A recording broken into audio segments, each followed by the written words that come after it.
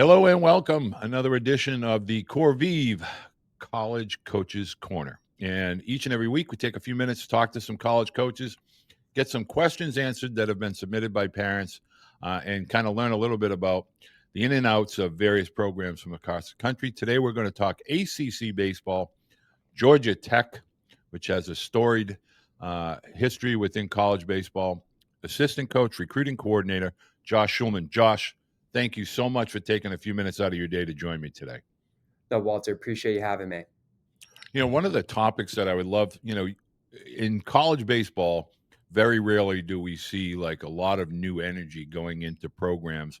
But with Georgia Tech, we can talk about there has been 2024 was first year coaching change. But now, what is the energy like at Georgia Tech with regard to taking over a program that has such a rich and storied traditional history within college baseball? I think one of the biggest battles that everybody's fighting in this day and age is how does your program adapt to the new rules that we have in place, right? You're looking up right now across the country in the bombshell the NCAA dropped relative to rev share, roster sizes, scholarships. It's a brand new era. And how you merge the old school with the new school is a battle every program in the country is fighting. For us, what we're excited about is, look, Coach Hall did a tremendous job here, one of the great legends in college baseball. We feel very, very blessed that a foundation was set that with James Ramsey taking over, we are younger. There is a group that is coaching staff and players adapted to what's going on in this day and age. But the core values, the principles that make Georgia Tech great, which are valuing the education, team and family over everything, and having a bubble that we feel that we can win in any era based on how we play the game and the type of kids we get. Those are things that principles we can just build around. So although we are having to compete in different ways, this is definitely a different era in terms of some of the recruiting nuances.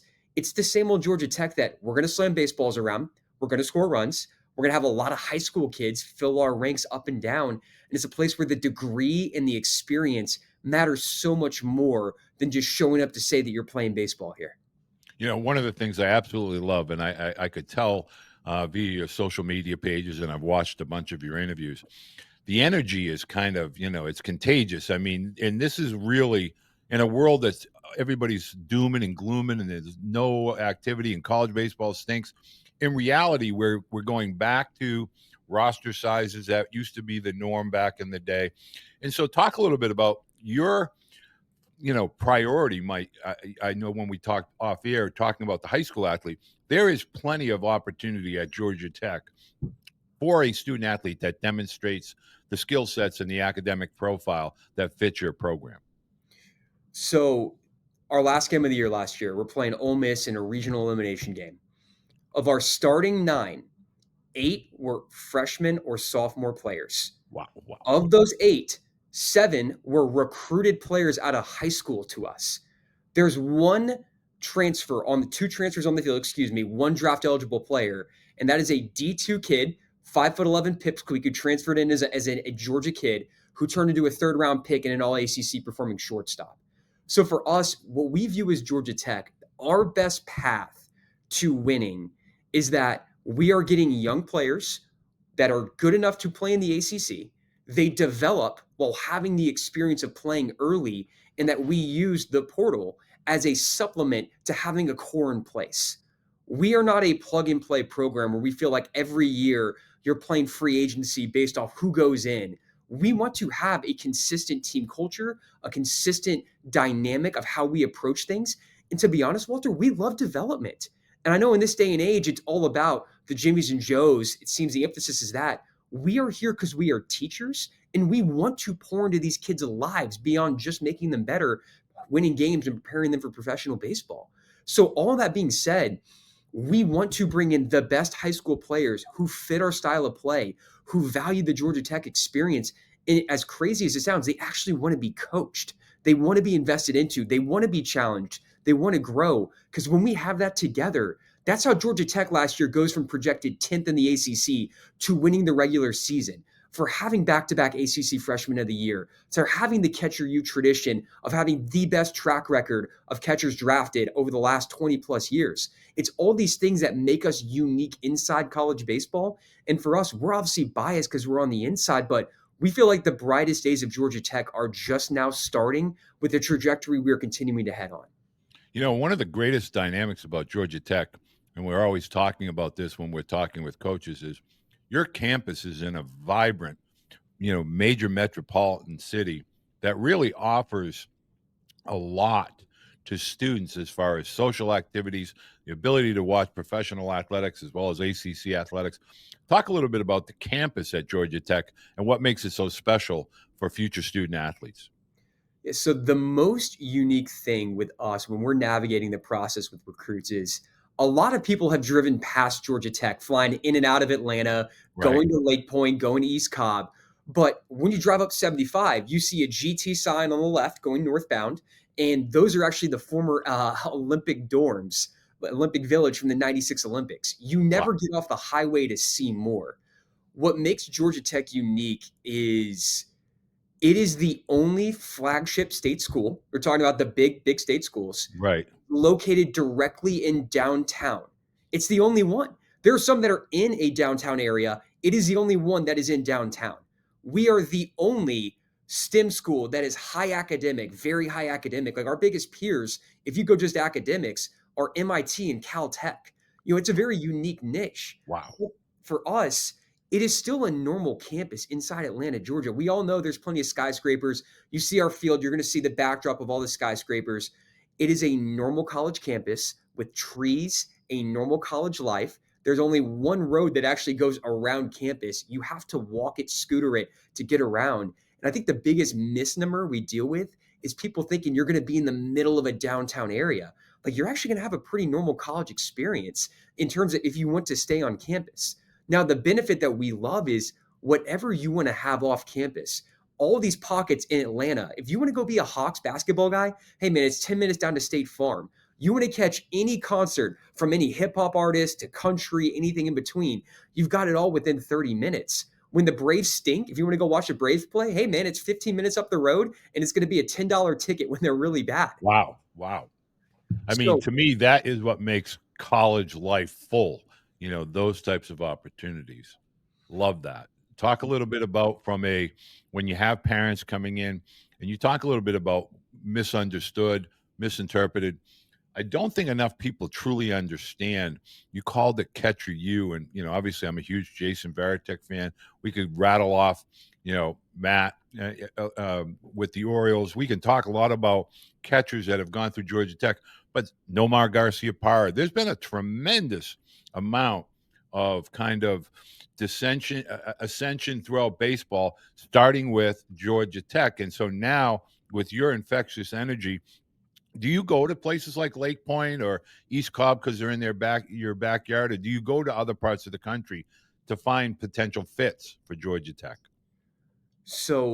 Our roster, and this is going to look a little bit similar to any public school in the country. You're going to have that gravitational pull of the state you're in. It's just the reality of it. Right. However, we're fortunate that we had players. We're talking for 30 plus years, 40 years that have come all across the country to Tech, benefited from the baseball program, and gone on to do great things. And for us, there's going to be a mixture of all of this, right? We're looking up, and Drew Burris is just down the road from us, 2 hours down in Houston County. Vaughn Lackey, who's projected to be the first catcher taken this year, is 45 minutes up the road in Collins Hill, a suburb of Atlanta. What we love is that for the local families, they're able to see their sons play a lot. These kids get to be at home while very few of them live in Midtown Atlanta. So it is a different world from where they grew up. But there's also this draw that we're having kids from different pockets of the country get to benefit from coming down to Atlanta, Georgia, getting a world-class degree, but a program that we feel like hopefully prepares them not only to get drafted, but navigate professional life. And you've obviously know this firsthand. You've lived it through your son, that navigating a big city isn't easy. And Right. navigating major media markets is a lot. And one of the strengths we like to talk about is these kids learn while they're here how to navigate the big city to be comfortable, as crazy as it sounds, how to use Uber, how to take care of yourself, how to eat. And it just makes that transition once you're in an organization a lot smoother than having everything handed to you the entire time in a small town. And you're looking up going, man, I am not ready for these bright lights. I would love for you to give families that take the time that are watching us now life in the ACC and even your non-conference schedule. I mean, that is a really a big boy schedule, and I would love for you to talk about some of the skill sets that athletes have to possess. I'm not talking about velocity of a fastball or exit velocity, just like skill sets, athleticism, things like that. But the ACC, week in and week out, you are playing a grueling schedule against some of the best programs in the country every single week.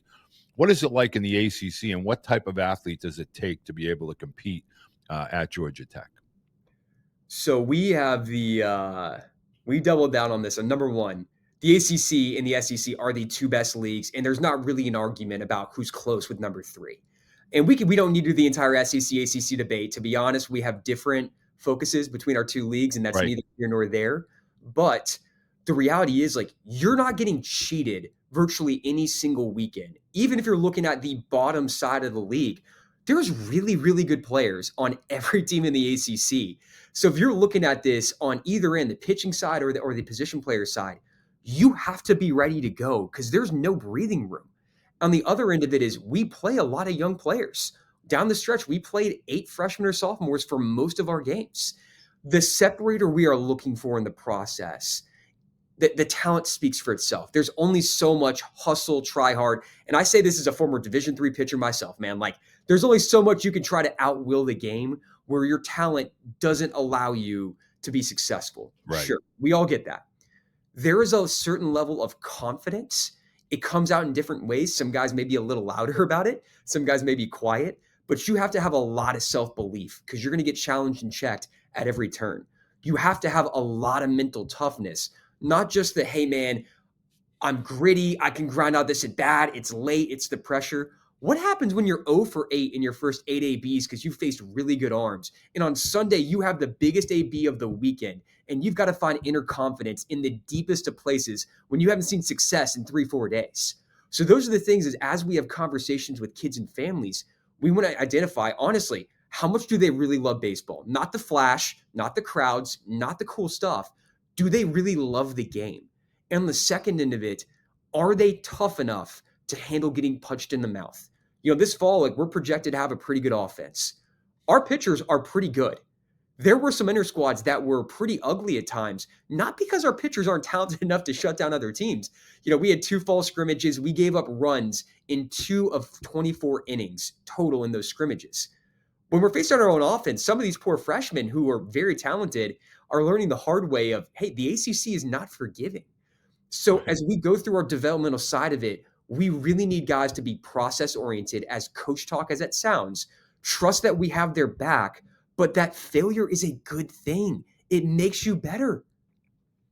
And the number one thing is you have to embrace and understand that failure is learning. Learning is you gain experience in that. And one of the things that you talk about so candidly there is that mental toughness. We often talk about physicality, foot speed, arm strength, velocity, but talk about from a workload perspective. And we hear that a lot. But when you start to get into college athletics, it's not like high school where you have the summer, the spring season, then your travel season, and then you kind of, maybe put together a few at bats in the fall. It's 11 months a year of really intense competition from within your own program, not only outside program. Are you leaning now towards scaling back your guys in the summer, or are all your guys still going out during the summer to play summer baseball, whether it's the Cape, New England Collegiate League, Northwoods League, et cetera? I think that we try to take it case by case with our players. One of the things that we try to do the best we can with is making sure our guys understand the developmental process towards getting drafted. Our Right. goal is to win games in the ACC. Our jobs depend on winning games in the ACC. However, we would be shortchanging our players if we are not in this process of helping them live their dreams out. And for part of that, some of these guys need to go play in the Cape. They need to showcase their stuff. Some guys need to go get challenged and have a lot of at bats. Other guys need to lift, maybe have some swing adjustments. We take it case by case with all of our guys. I think the number one thing that we are seeing, and this is, we could go on a long rant of how broken recruiting is right now and how much high Okay. Yep. schoolers are getting on the wrong end of the straw because they're competing against, or the short end of the straw, because they're competing against 21 to 23-year-old men in a system that was never built to be this way. They are being expected to be more physically ready than ever before. That 18-year-olds walk in as grown men physically instead of maybe the gangly, lanky picture. There's a little bit more of, hey, man, I'm entering as a sophomore. So physically, you're keeping up with your competition. So one of the things that our strength coach, even this fall, talked about is, man, like, we're just more physical than we've been in the past because of how these guys enter. The trade-off is, if there's less we have to add 10, 15, 20 pounds, there's a little bit more of that management we can have of their bodies during the year instead of needing that, hey, you need a drastic physical strength jump just to keep up with being durable enough for the league day in and day out. So on that note, because I try to get athletes to understand whether it's protein with in their smoothies, or from a strength perspective, that is now almost an all year round thing. There's no such thing as a off season when it comes to strength. Can you talk a little bit about that at Georgia Tech, where during the course of in season, off season, meaning in the summer when they're not on campus, and then obviously when they're back in the fall, strength is an integral part of college athletics, and it's not going to go away. Can you talk a little bit about that? Yeah, one of the greatest benefits of college baseball versus pro ball is you are not playing 6 to 7 days a week. Right. You are not sitting here having to perform for your money on the table. Now, because of that structure, we have more time to focus on taking care of the body instead of kind of that bubble people want to stay in of, I've got to be fresh for games. Right. So for our guys, and I got to give a huge shout out to Steve Tambora, our strength coach. He's been here for 21 years now. He's one of the best. He's awesome, man. We love Tambo so much. And we have a ton of pro guys who come back to lift here in the offseason because of how he programs. And there's just a non-negotiable when guys walk in. Like, there's two things we want to do. They need to stay healthy. Position players with their lower halves need to stay healthy the entire fall.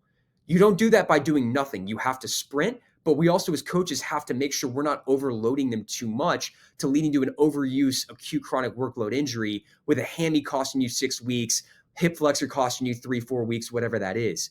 The other part is you have to lift heavy weights safely and move the bar fast.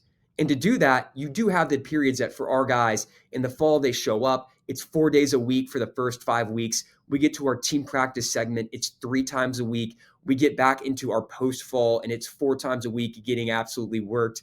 I ran into some of our guys coming out of workouts this morning and they were a little white. They'd seen some things. And we got a little conditioning tomorrow morning too, but we then get in season and we have all this buildup so that come in season, we can get 2 to 3 to 4 controlled lifts to continue to maintain what's been built up. But as we go on, as crazy as it sounds, you still need to lift heavy weight. You just don't need to do it for 4 sets of 10. You Right. still need to be able to move heavy weight to maintain your peak athleticism.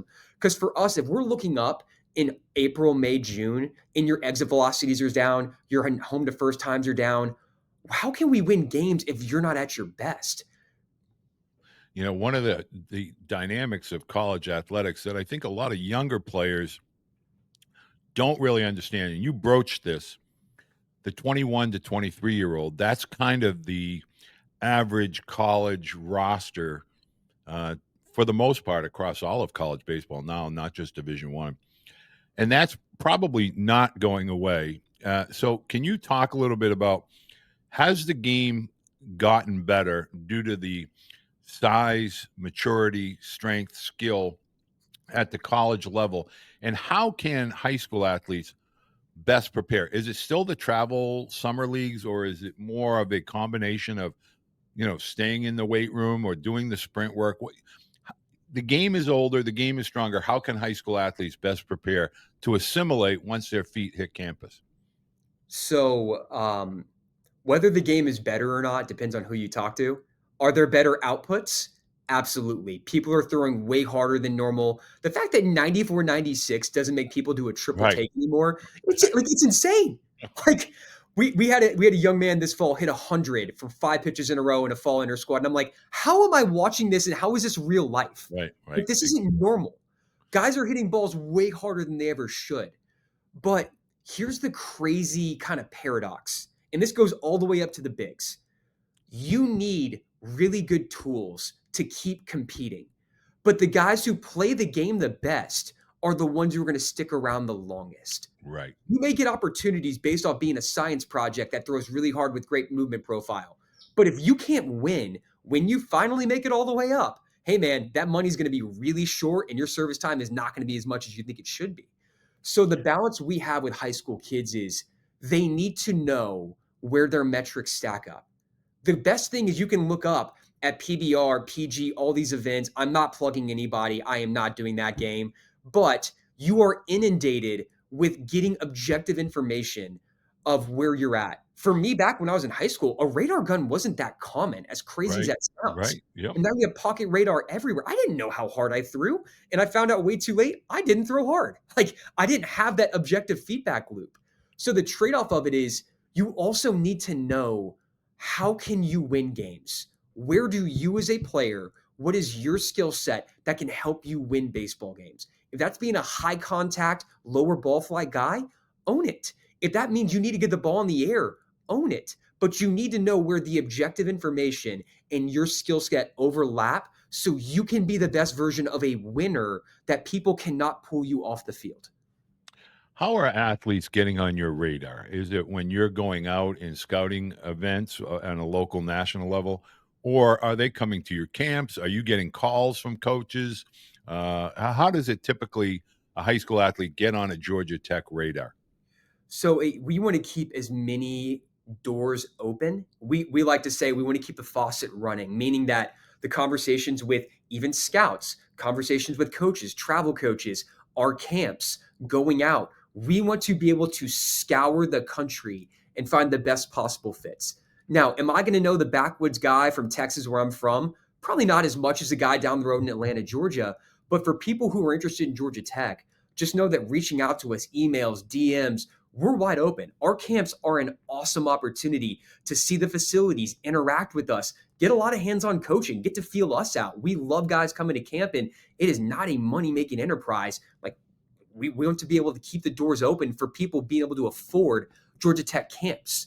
The other side of it is we are going to scour the country in any pocket. When guys come down to Atlanta, it makes it easier. You know, Walter, I live 20 minutes from East Cobb. I'm 30 minutes from Lake Point. Makes my life a little bit easier in the summer getting up there than versus hotel nights. Right. I do miss my Marriott points a little bit, but we are going to find guys, but every avenue is the way we want to navigate it to make sure we can find players.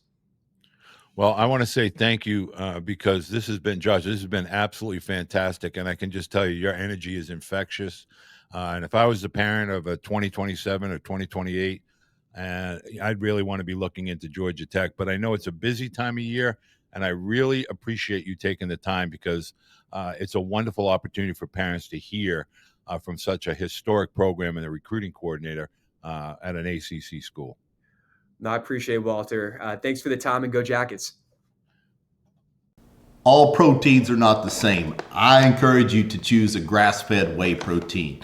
The cattle have a cleaner diet, grazing on natural grass, which is going to mean that it's going to have higher branched chain amino acids, also your omegas and your CLAs. I'm telling you, it matters from a recovery standpoint. Choose the best protein and you're going to see the best gains and the best recovery. I'm telling you, athletes, make a wise choice because it matters what you put in your body.